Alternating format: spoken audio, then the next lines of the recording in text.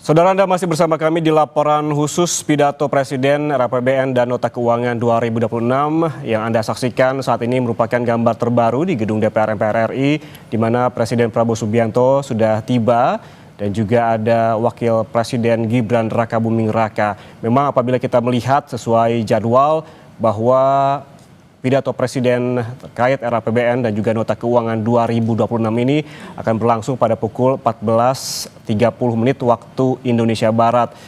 Artinya tinggal 7 menit lagi menuju ke pidato Presiden, RAPBN dan juga Nota Keuangan 2026. Dan saat ini tampaknya saudara Presiden dan juga Wakil Presiden serta Ketua DPR Puan Maharani juga akan berfoto bersama sebelum bacaan dan juga pidato Presiden soal RAPBN dan juga Nota Keuangan di tahun 2026.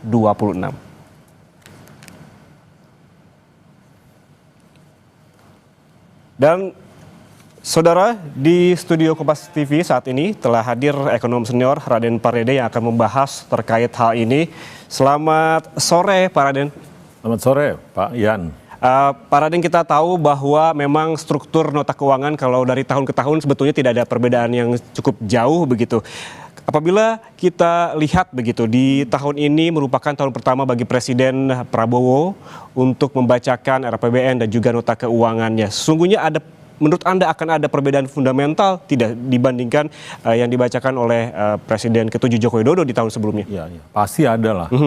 Ya, kan kita tahu kalau kita lihat ya 2014 ya ke 2015 dan kemudian beliau 2019 membacakan lagi kan. Ini kan 2 kali berturut-turut Pak Jokowi. Kemudian sekarang adalah Pak Prabowo. Pasti penekanannya berbeda-beda.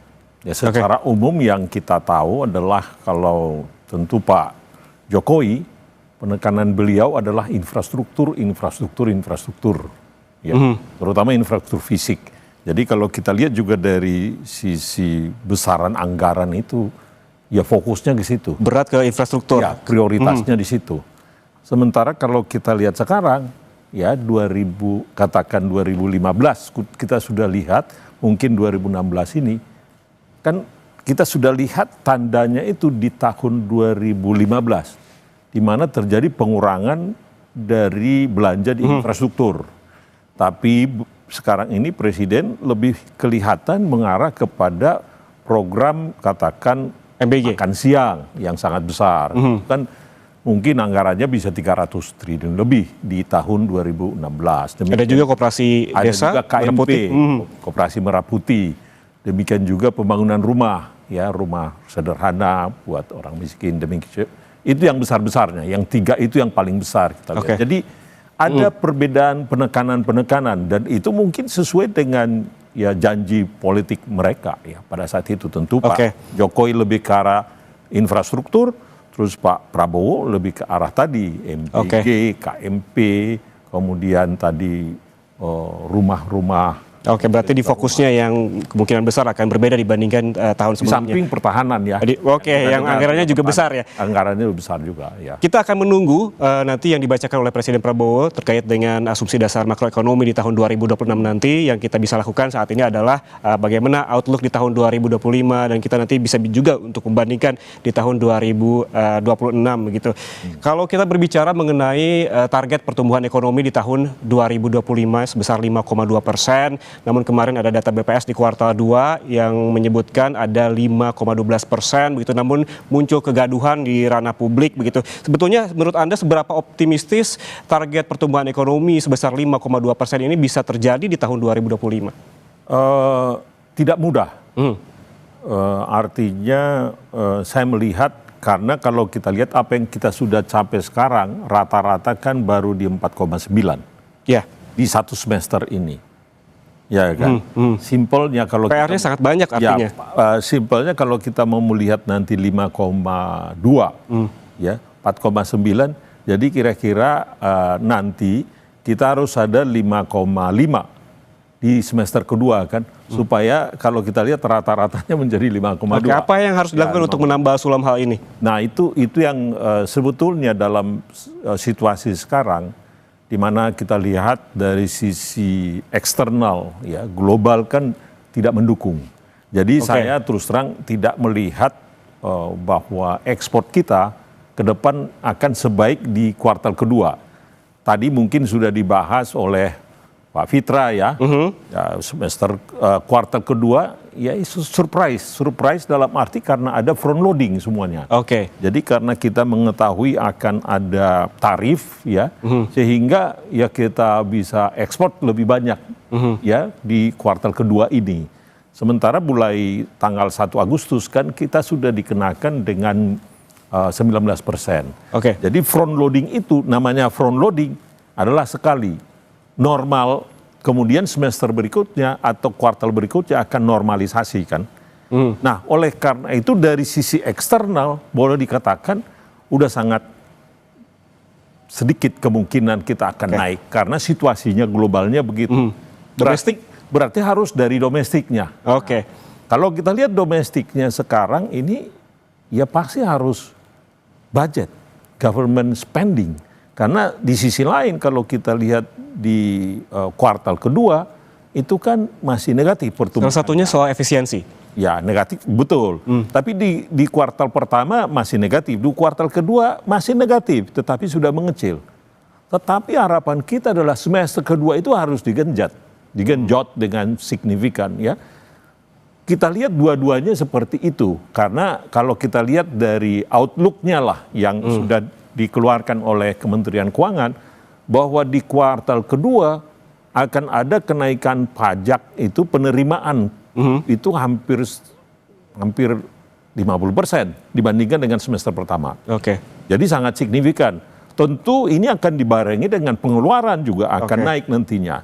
Nah itu persoalannya adalah kadang-kadang ada uangnya, kadang-kadang belum tentu mudah dalam mengabsorb itu. Oke, tapi kalau tadi berbicara soal government spending, sebelumnya juga di semester pertama itu juga jadi masalah, itu gimana?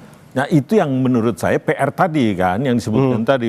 Karena kurang di semester 1, itu yang harus digenjot di semester kedua. Semester kedua, itu dia.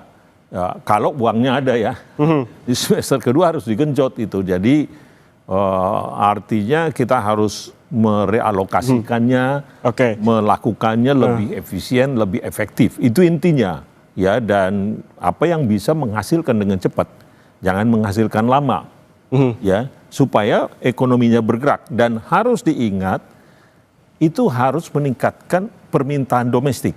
Jadi yang diharapkan adalah barang-barang dalam negeri yang harus diproduksi, barang-barang dalam negeri yang harus naik, supaya dia menggerakkan ekonomi. Kalau yang terjadi impor yang naik, itu menggerakkan ekonomi di sana, bukan menggerakkan dalam negeri. Nah, itulah PR-nya menurut saya di semester kedua ini. Kalau itu gagal, nah sulit sekali tadi itu. Jadi PR yang paling besar dari pemerintah di sini adalah fiskal, ya, kebijakan fiskal dan implementasi eksekusi daripada fiskal di semester kedua ini. Itu menarik. Tapi yang tadi saya garis bawahi dari pernyataan Pak Raden adalah kalau ada uangnya. Nih, kalau ada uangnya ini berarti yang harus juga diperhatikan adalah penerimaan pajak begitu. Outlook di tahun ini semester pertama begitu ini ada 800 triliunan. Itu masih banyak dari target 2.500 triliun, hanya sekitar 45%. Sementara ini sudah bulan Agustus. Bahkan ya, pajak hanya 38%. Masih ada waktu beberapa bulan lagi begitu. Artinya seperti kita bicarakan tadi, PR-nya banyak, sementara uangnya dari mana? Ya, gimana? Itu.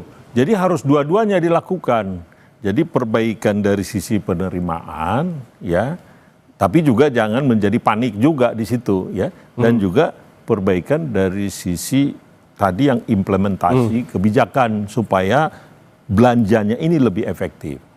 Yang berikutnya yang bisa dilakukan menurut saya adalah karena dalam situasi seperti ini, di mana seperti yang kita katakan tadi itu eksternalnya lagi gelap lah boleh dikatakan. Global. Nah sementara investor ini pun masih penuh dengan ketidakpastian, mencari-cari bentuk. Oke. Oleh karena itu hanya government yang bisa mendrive ini, yang bisa menstimulasi ini.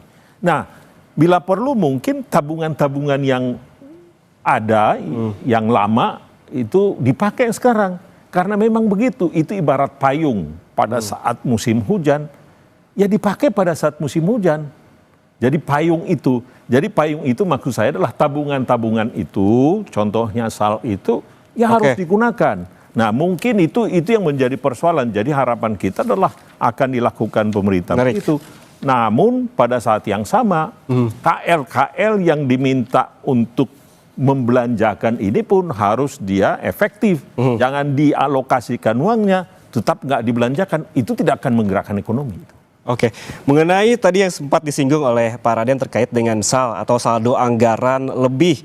Artinya kalau berbicara saldo anggaran lebih atau SAL tahun sebelumnya lebih besar dan bisa membiayai di anggaran berikutnya, artinya seperti apa? Sebetulnya tuh penerimaan pajak kita itu penyerapannya kurang maksimal dong kalau kayak begitu. Dulu penyerapannya masih ada sisa-sisa kan.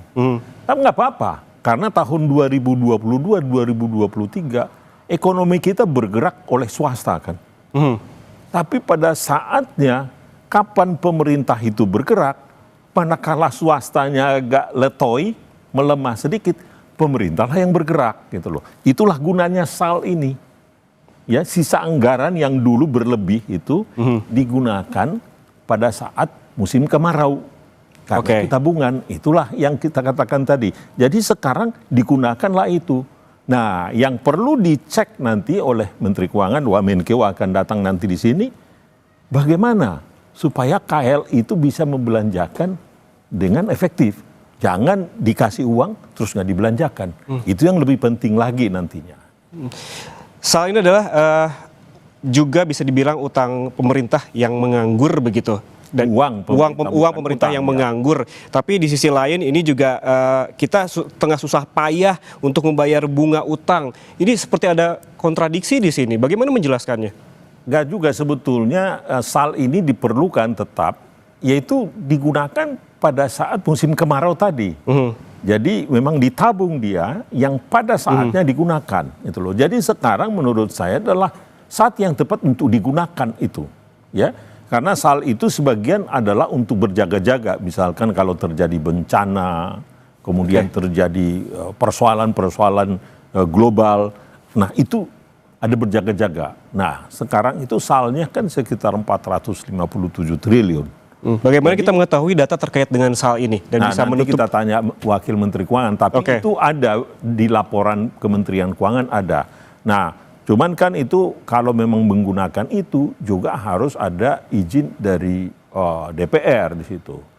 Kalau kita propose, kalau kita usulkan bahwa itu digunakan secara efektif untuk 1, 2, 3, bukan tidak mungkin itu bisa dilakukan perubahan. Karena memang seperti yang saya katakan tadi itu, pada saat musim hujan lah kita pakai payung. Kalau pada saat dia musim artinya terang benderang, jangan pakai payung dong. Itulah yang disimpan tadi, ditabung.